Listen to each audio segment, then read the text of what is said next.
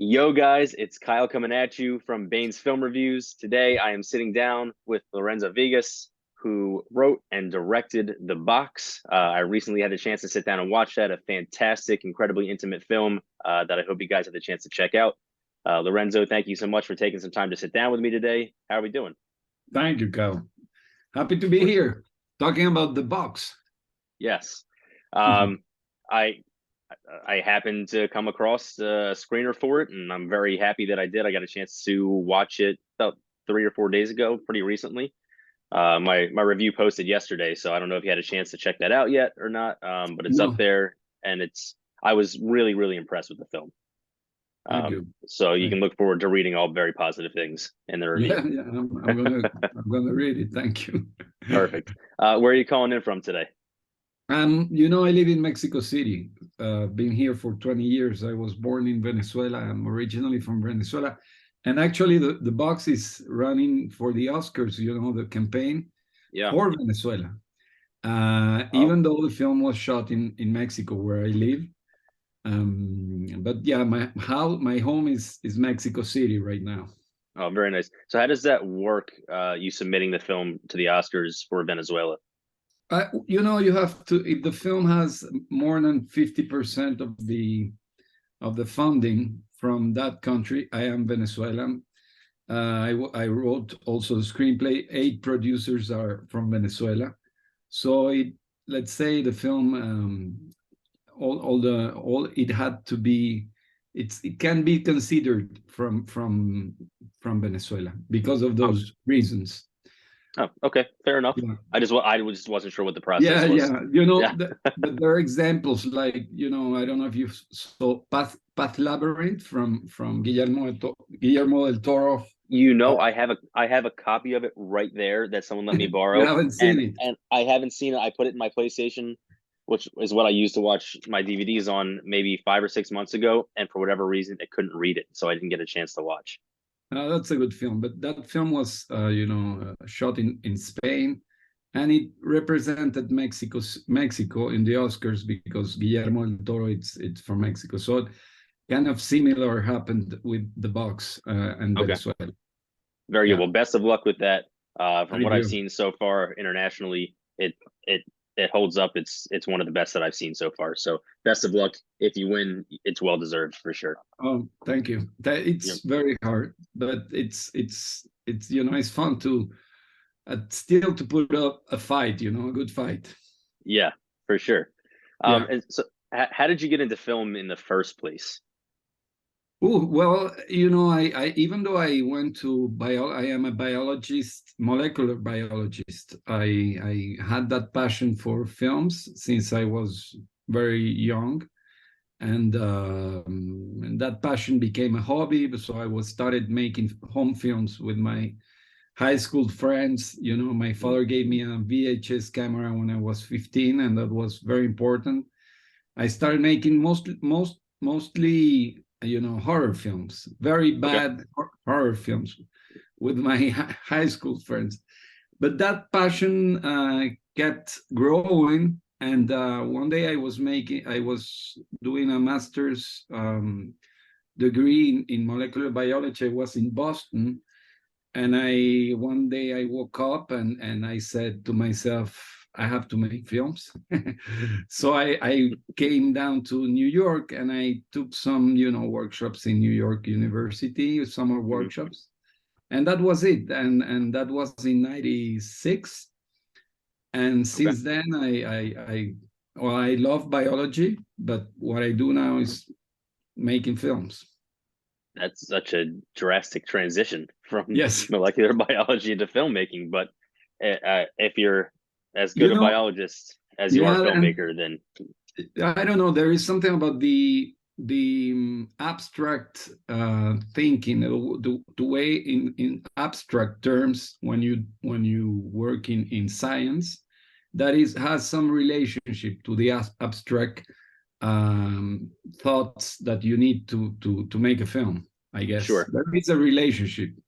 Yeah, that makes sense for sure. Yeah. And then more specifically, how did you come up with the idea for The Box? How was that born? I was here in Mexico. I got here 20 years ago, and I saw a TV, a news on the TV about those family going to pick up their family remains in a mass grave.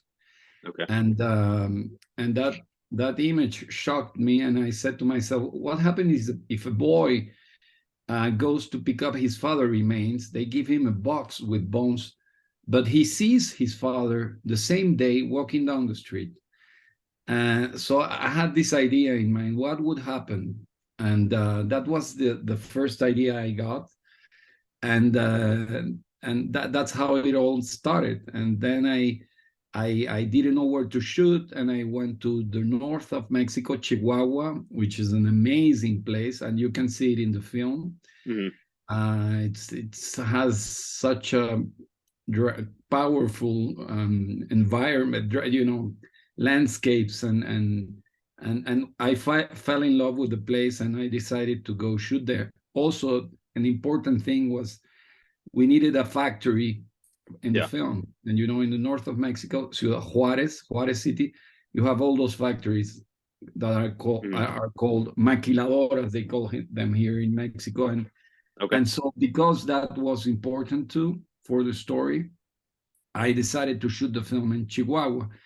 At the end, it's a film about identity, because Yeah. the boy is trying to find his identity. You have the identity of the missing bodies in the film. Hmm. You have also the identity of a girl that disappears, and you have all those workers that go to that are hired in those factories, that in a way they lose their identity, they become Yeah. numbers. So that I found out Chihuahua to be the perfect place to tell this story, even though I knew it was going to be a very tough production and shooting, because of the conditions, because of the cartels, because there are many drug cartels in the zone. So Okay. it was a complicated shooting, very complicated. I'm sure. Well, it turned out very well. Um, but one of the things that I noticed, it's obvious from literally the opening seconds, is that sound plays such an important role in telling this story. With when it starts with him kicking the wall. Um, why did you choose sound? Because it feels like that's the most prominent feature in the film. Why did you choose sound as the vehicle to tell the story? It is very important. I agree. I don't use sound scores. I haven't used up to now. In my previous film, From Afar, I didn't use it. I didn't use a sound score neither. I knew I wanted to use some songs from the north of Mexico, but Hmm. but I knew that the sound design of the film was going to be very important to really put the the audience into the boy's skin, the Hatzín skin. Yes. I used music, and the factory had a very powerful sound. So I knew that was something to work on, the sound of the factories and all the machines, Hmm. and the way, people become, in a way, machines work in the factories. And then we had this idea of the boy kicking at the beginning, and it turned out that there is a relationship between that sound and also the machines in the factory. Yeah. Yeah. And I am very much involved into sound. I like working very closely with Valdir Xavier, did the sound design, and yeah, we spend a lot of time doing it. Oh, for sure. And like I said, you notice it immediately. Mm, Um, I happened to turn my head, which ended up being very good timing as it began to play. So all yeah, I got was sound in the beginning. So yeah. it was very instantaneous that I was just drawn in with the sound, and it plays out very well throughout the rest of the film. Um, and then it's a very intimate film. I mean, everything from the sound to the cinematography to the setting, everything is incredibly intimate. Mm, What's it like trying to create a film? Because obviously we have this vast cast in the sense where you're trying to set up the identities, like you said, of all these different people, but it's very mm, intimate and people feel very drawn into it and feel very much a part of it. how do you go about taking such a large cast and such a wide ranging story and make it feel that intimate? Yeah, well, the heart, because the heart is the boy, and you know the heart of the story is the need of that boy to really belong, to really be accepted as a son by Mario. Hmm. You know, it's the story of many millions of Latin Americans that raised without a father, and then how do you come to substitute that image or that emptiness you have inside? You know, because Yeah. you need an identity, so you need to be reflected in one's father. So um, I knew the boy was going to tell the story. I wanted to be as close as possible with him in Hmm. terms of his expression.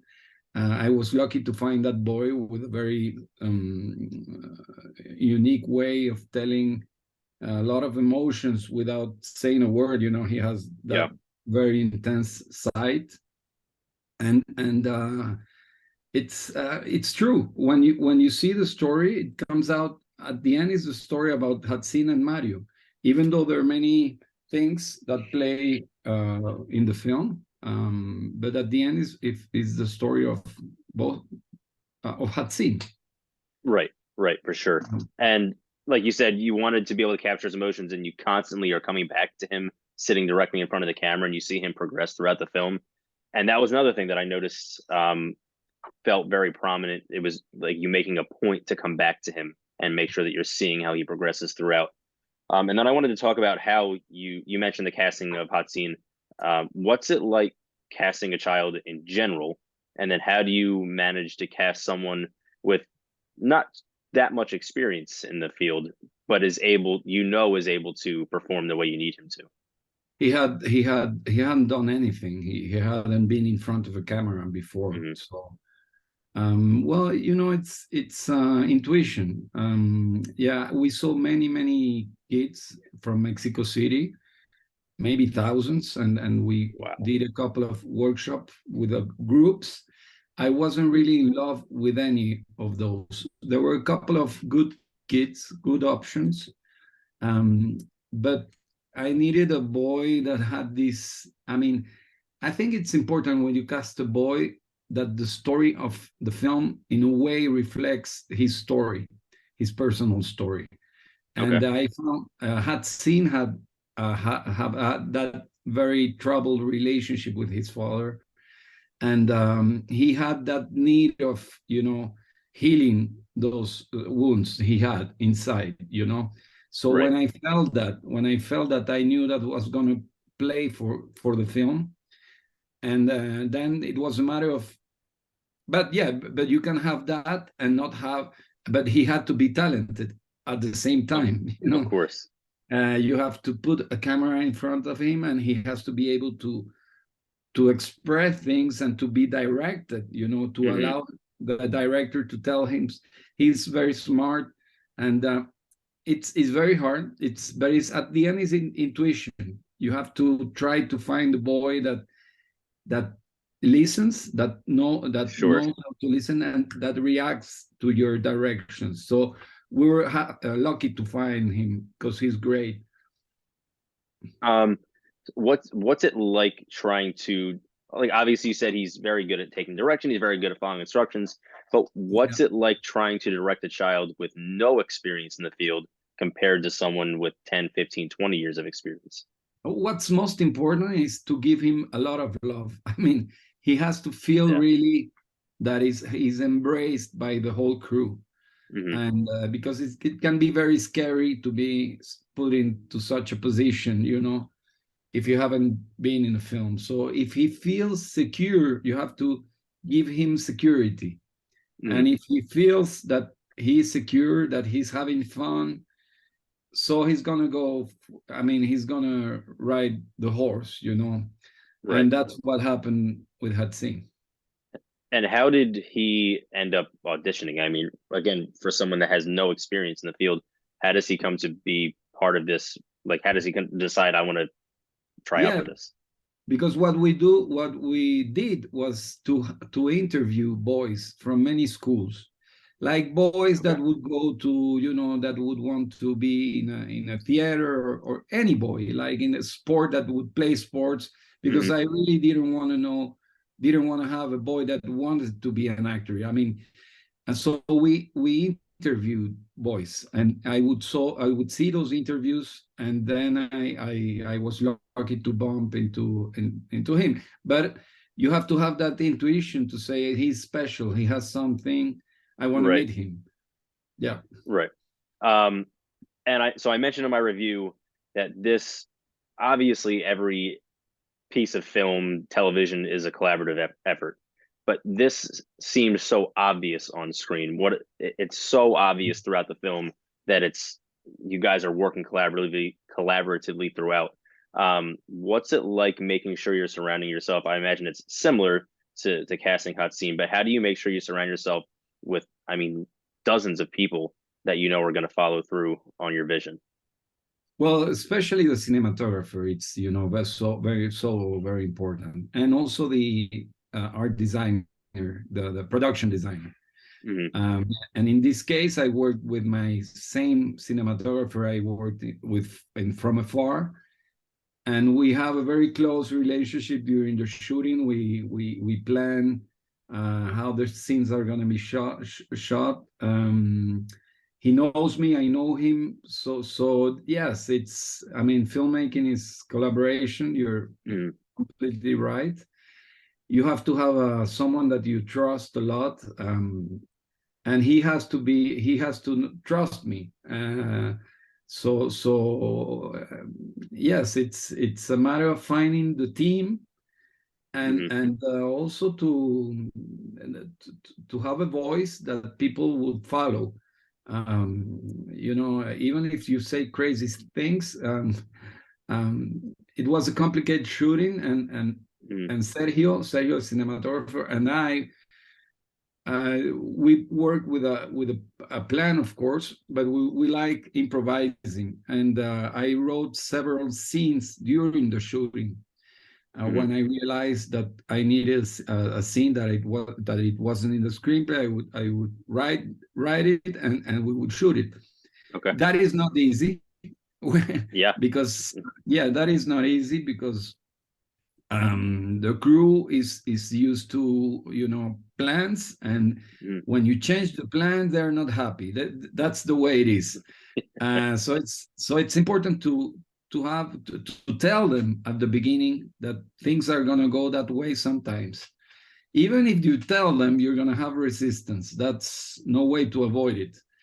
Right. But it's the way to do it. But we had troubles. I mean, we had I'm problems sure. because we were wanting to change scenes, but that's the way it is. At the end, Yeah. you really need your close team to be. I mean, um, first AD, which is very important. I mean, Mhm. assistant director, your cinematographer, your sound guy, and your production design, and the actors. That group has to be very strong, and then Okay. everyone has to follow. Yeah. Um, and then what's it like? Because it's not that it's rare, but I haven't really had a chance to sit down and talk with someone that both wrote and directed. What's it like making sure that your vision that exists on paper comes to life? Well, and sometimes it changes, because Hmm. what I mean, at the end, the film that is edited, it's not the same that was on the paper. And Right. it's that the film is written three times, and that's true. When you write it, when you shoot it, and when you edit it, it's Hmm. really written three times. But what's important is to have control. That's very important. And even if you have producers that's what I would recommend. I mean, if you really want to make a personal film, you need to have control until the end. Okay. Control means final cut, to have the power to take all the decisions. Hmm. and I have it, and I had it, and I wish I will have it for my next film. I don't think I would could be able to do it without it, Okay. because it's the only way to at the end, people have to trust you when you're making a film that like this, and if Yeah. they don't trust you, so it's not the right producers for the film. Fair enough. Now, how different Mm. is it trying to bring someone else's writing to life compared to bringing your own? I don't know, because I haven't done it, and Okay. I would like to do it. Yeah, right now I'm trying to find a book to adapt that is Okay. going to I would like, even though I'm writing my own story right now, but I would also like to adapt. I haven't done it yet. Okay. I have only worked on my material. Oh, well, that's interesting because I don't know if you often find people that only have the opportunity to direct what they've written, which but I think that's very exciting that you have enough in the bank, so to speak, to continue to create what you've already created essentially. Like create it in a Yeah, new way. Yeah. it's, it's amazing to have an idea, to be able to develop it and Hmm. put it on paper, and to work until the end. I mean, the whole process, it's what's marvelous for me. Okay. Yes, it's true. I would like it one day to direct something that I haven't written, um, but for me, the excitement of having the idea developing, it's what really I love about this. Very cool. And then how much I imagine that you're constantly learning through the process, even though you've done it before. And I know that you say things change throughout, but how much do you remain a student while you're on set when it's Uh, your own? the whole time. I mean, the whole time, because it's so important to listen. Hmm. It's very common that you go to the set with ideas, and then those ideas are not working, and so you have to adapt. And so that plasticity is very important, and that thing about being young, being a student, learning. Hmm. I don't think that can. Well, I wouldn't like to making a film without that vision of being always open to changes. Yeah, for sure. Mm. Yeah, I'm an English teacher, and Mm. I think it's important that we're constantly learning. So I have some students say, "Well, I've read that book before," or I've Mm. written an argumentative paper before, and I think it's important to revisit these things and constantly try to continue to learn, even if it's something we're familiar with. Yeah, now that I'm writing my new story, it's like if I have never written before. It's like so hard. Right. You bump into the same problems, and it always going to. I mean, it's going to happen always when you make a film. It's like that. Sure. For sure. Um, so once again, it's a phenomenal film, and I want everyone to watching this to be able to have the chance to watch the box as well. Where are people able to find that? It's going to be in movie. Well, it's opening in New York commercially now on Friday, in 2 days. Very good. It's opening in Cinema Village, and on the 11th it's going to open nationwide in MUBI. Oh, very So nice. see the box. I tell everyone, the box. We all have a box at home. We all have one box, and Hmm. and some of us are able to open it. Some of us are are not able to open it, and we Right. carry that box in our shoulders during our whole life. Some I've been able to open it and take out some things, out, and put Yeah. some things in, but that's what the film is about. It's about the box we all have. Hatzín is by trying to find the father, he's trying to Hmm. open his box, Yeah. and so that's why I think everyone connects with the theme of the film, and I hope a lot of people will watch it. Yeah. Well, it's a beautiful metaphor that I think pertains to literally everyone, whether we realize it initially or not. It pertains to everyone, and that's an incredible feat to be able to reach everyone in a film. And I think you did it on some level. So Thank you, kudos to you Kyle. for that, of course. And then I know that you mentioned you're doing some writing and you're working on some stories yourself. If you want to elaborate, or what other things are you working on right now? No, just that. It's a passionate woman and too passionate. So a passion can be a problem too when it goes too far. Okay. So yeah, that's all I can tell you now. Okay, fair enough. Well, I But I'm look happy. forward. It's going to be my first American film I'm shooting in the States. So I'm happy, and I want to make an English speaking film. So Okay. I'm working on that. Where in the United States? Not sure yet. Not sure Not yet. sure. Okay. Well, Yeah, if you ever end up in New Jersey or New York, I know New Jersey gets a bad rap, but if you're out this way, let me know. We'll try to catch up. great. Thank you, All Kai. right. Of course. And then I want to ask you the same question I ask every person, because I love the answers that I get and I like the reactions I get. What are some of your favorite films? Woo. So I could say films from Robert Bresson, the French Bresson director. Mouchette, a film from Bresson. I love Fellini's La Dolce Vita. Okay. I could say The Hour of the Wolf by Ingmar Bergman, by Bergman. Hmm. The Hour of the Wolf. It's a horror film by Okay. Bergman. And another one could be recently. Recently, I like films from the Turkish director that I admire a lot, Nuri Bilge Ceylan. Okay. He's amazing. People that haven't seen his film should see them. Like films like Once Upon a Time in Anatolia, or Three Monkeys, Okay. or Climates from Ceylan, the Turkish master. I think he's one of the best directors nowadays. Okay. I will definitely check him out. I'll add him to my Yeah, extensive list of films. check them out because he's great. I will for sure. Thank you for the recommendations. And once again, thank you for sitting down with me, Lorenzo. It means a lot that you take the time out of your day to sit down with me and chat about your film, which again was phenomenal. For those of you watching, make sure you check out the box. Again, it's opening throughout everywhere on the 11th. Please take your time and take some time and check it out.